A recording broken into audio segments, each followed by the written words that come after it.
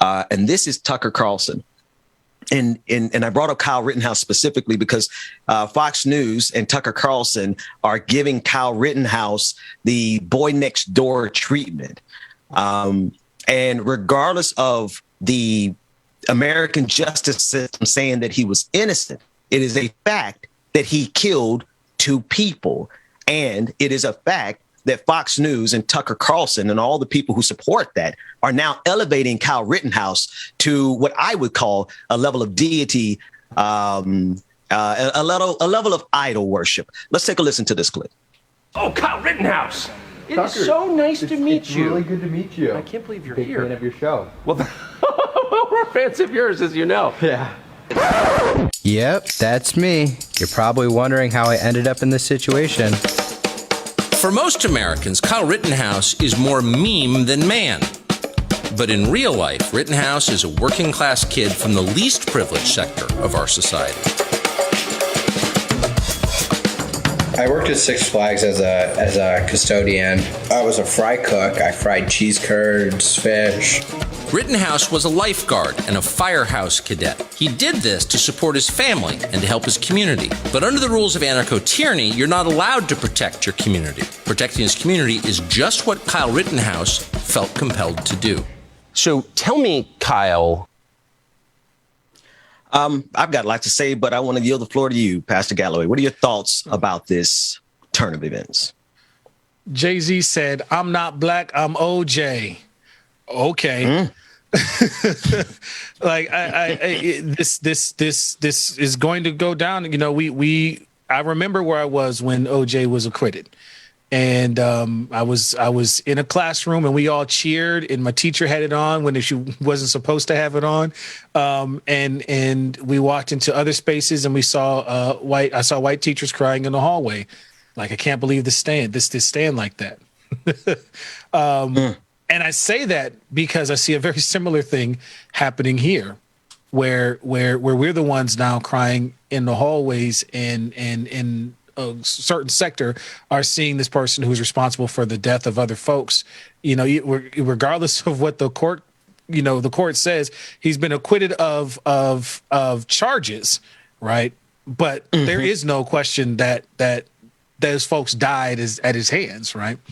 So we're going to be in this debate space that's going to unfortunately go back and forth, and you're going to see this turning into hero, because that's what you have to do in order for him to have. And I'm just stepping back for a second. In order for him to have any semblance of a normal life, where folks know that he was responsible for the death of these folks, whether or not that was criminal is what was acquitted, right? There's not a question about the responsibility, and so.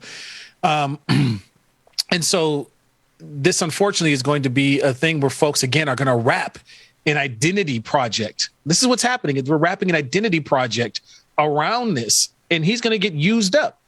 He's going to get used up. And my concern is that, there's nothing around this young man who's going to help him work through the fact that he's responsible for the death of some folks, that he killed some folks. Right. And whether or not he was justified, one camp is going to tell him he was justified in it, and that's going to get him through. But that's not going to last him a whole long. There's some psychological concerns that I have for anybody who takes a life, whether you are a soldier, whether you are a police officer, whether you are, somebody who is responsible for somebody else's death. I've had to have conversations with young people who, playing with guns, accidentally killed a friend of theirs. And now that sticks with you for a long time. You, regardless of whether or not it was an accident, you are responsible for the death of somebody else. That's not something that's easy to work through. And I'm really concerned that, you're going to get a story that says you were justified. That doesn't last you a long time, right? I've got friends who are who grew up in gang culture and gang life, and they're struggling to this day with some of those experiences, where they were involved in violence that led to somebody's death. And now we're having a conversation now that they've been released and they're trying to get back into society. One of the things that they struggle with is the fact that there is not something there to process that, other than you were justified because you was down for the colors. And that doesn't last. Yeah. Right. And no, go ahead. I was just saying, this to me, this looks a lot like, you was down for the colors. Yeah, no, it actually absolutely does. And as you put it in that context, here's the concern for me. I don't see any contrition. I don't see, in fact, I see the exact opposite, right? I see 17, 18 year, however old he is now. I see a young boy a young man who's still, in terms of maturation of the mind as a child, and America needs to do that accordingly across the board, not pertaining to if they're white or black. Like, we know they always see 12-year-old Tamir Rice as a grown man and 18-year-old Kyle Rittenhouse as a child. But in the context of the conversation that you just posed about Kyle Rittenhouse, I got to dig in a little bit deeper, because part of regret is contrition. And he's on a world tour. He's probably getting more attention, more women, more drugs, he's just having a good time right now. And I feel like it's paired with something different that wasn't happening at the OJ case. With the OJ case, you're right. He got, from everybody's best estimation, he got away with murder. And I cheered at the time. Ben, if I can. But wait, let me finish this thought, though. The thing is, though, Kyle Rittenhouse, with OJ, nobody assumed that we would be able to go out and do likewise. The precedent that Kyle Rittenhouse case has set is the expectation. We saw somebody get killed with it the very next week. And I love what you said about they're going to use him and it's not going to last. So my question to you, Pastor Galloway, is this. With a young man who's being shown that his behavior of killing two people is something to be celebrated, paired with the system that's going to use him up in about 3 to 5 years, he's not going to have that attention anymore. I'm terrified of the lesson that is being imbued in the mind of a man like that, and a community that looks at his trial and says, now we can get away with murder. What are your thoughts? And then, David, I'll circle back to you. Yeah, it's problematic in that, the precedent that it sets up, I can get myself into a situation that I had no business being in the first place and still have the option of, quote unquote, calling it self-defense for a problem I created is a very difficult message to send, because I've said this before in the show, right? I work with young folks who could end up like this, who could end up following this line.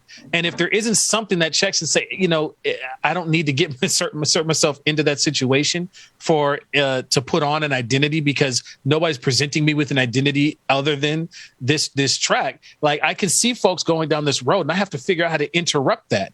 And this definitely doesn't help.